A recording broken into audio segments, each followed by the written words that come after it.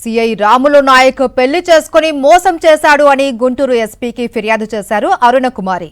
రాములు నాయక్ ఒంగోలులో ఎస్ఐగా పనిచేసే సమయంలో తన భర్తతో విభేదాలతో వన్ టౌన్ స్టేషన్కు వెళ్లింది బాధిత మహిళ. ఎస్ఐగా పనిచేస్తున్న సమయంలో మహిళను ట్రాప్ చేశాడు సిఐ రాములు నాయక్. తనను శ్రీశైలంలో పెళ్లి చేసుకున్నాడు అని బాధిత మహిళ అరుణకుమారి చెబుతున్నారు. తెనాలిలో పోస్టింగ్ వచ్చిన తర్వాత మరో మహిళతో రాములు నాయక్ అక్రమ సంబంధం పెట్టుకున్నారు అని ఆరోపించారు. తన కుటుంబ సభ్యులను చంపేస్తాను అని సిఐ రాములు నాయక్ బెదిరిస్తూ ఉన్నారని వాపోయారు. తన కుటుంబానికి రక్షణ కల్పించాలి అని గుంటూరు జిల్లా ఎస్పీని కోరినట్టు అరుణకుమారి తెలిపారు. నాకు ఆల్రెడీ మ్యారేజ్ అయింది. నాకు 2 పిల్లలు ఉన్నారు సార్. మా హస్బెండ్తో గొడవ అయితే నేను అప్పుడు వన్ టౌన్ పోలీస్ స్టేషన్కి వెళ్ళాను సార్ ఒంగోలు. అక్కడ రాముల్ నాయక్ గారు ఎస్ఐగా పనిచేస్తున్నారు సార్. అప్పుడు మా పిల్లలు కిడ్నాప్ అయితే నేను ఒక కంప్లైంట్ ఇచ్చాను సార్. ఆ కంప్లైంట్లో నా నెంబర్ తీసుకొని ఆయన ఫోన్ చేశారు సార్. ఒక 6 months 7 months తర్వాత మా ఇద్దరికి ఫిజికల్ రిలేషన్ ఏర్పడింది సార్. ఆ తర్వాత నాకు ఇంట్లో వాళ్ళు పెళ్లి చేయాలనుకుంటే ఆయన వద్దు నేను పెళ్లి చేసుకుంటాను అని శ్రీశైలం తీసుకెళ్లి నన్ను పెళ్లి చేసుకున్నారు సార్. అప్పటికి ఆయన పెళ్ళై ఉంది. ఆయన నన్ను బాగా చూసుకుంటాను అని చెప్పి పెళ్లి చేసుకున్నారు సార్. మా అమ్మ మా నాన్న ఇంట్లోంచి 4 సంవత్సరాలు బయటికి పంపించేశారు సార్. అప్పుడు నేను ఆయనతోనే ఉన్నాను. ఈ రోజు వరకు నేను ఆయనతోనే ఉంటున్నాను. మా పిల్లల్ని నన్ను ఆయనే చూసుకుంటా ఉన్నారు. కానీ తెనాలికి వచ్చిన తర్వాత సార్ 2 టౌన్కి ఆయన పైన ఒక పెంట్ హౌస్లో అద్దెకుంటారు సార్. కింద 4th ఫ్లోర్లో ఉన్న ఒక ఆవిడతో అక్రమ సంబంధం పెట్టుకున్నారు సార్. కానీ ఆ విషయం నాకు తెలియదు సార్. ఆయన నాకు ఒక రోజు 30 లక్షలు పంపించి ఇది సెటిల్మెంట్ చేస్తాను, నీకు అప్పులు ఉన్నాయి కదా గోల్డ్ మనం పెట్టింది అది అప్పులు కట్టుకొని హ్యాపీగా బతికేసేయి అని చెప్పారు సార్. వితౌట్ రీజన్ ఎందుకు నేను వెళ్ళిపోవాలి అని అడిగాను సార్. నేను ఆ డబ్బులు ఆయనకి వెనక్కి ఇచ్చేసాను సార్.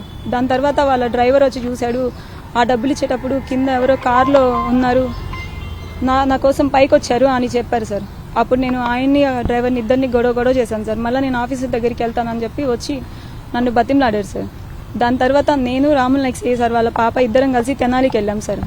అక్కడ అసలు ఏం జరుగుతుందో మాకు అర్థం కాలేదు సార్. ఆమె కిందకి పిలిచింది సార్ మమ్మల్ని. నా కింద ఇంట్లో ఉన్న ఆవిడ ప్లాన్ ప్రకారం గొడవ చేసి తర్వాత ఆయన్ని పిలిచింది సార్. అప్పుడు సార్ కూడా వచ్చారు సార్. ఆయన ఆ ముందు నన్ను కొట్టారు సార్.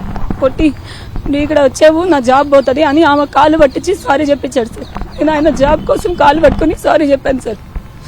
దాని తర్వాత పైకి తీసుకెళ్ళి నన్ను విపరీతంగా కొట్టాడు సార్. ఎందుకు వచ్చావు అని. తర్వాత ఆయన ఎవరో వ్యాపారస్తులకి ఫోన్ చేసి బెదిరిస్తే ఆయన ఆ రికార్డులు తీసుకొని వచ్చి ఎస్పీ గారికి ఇస్తే ఆయన్ని వీఆర్కి పంపించారు సార్.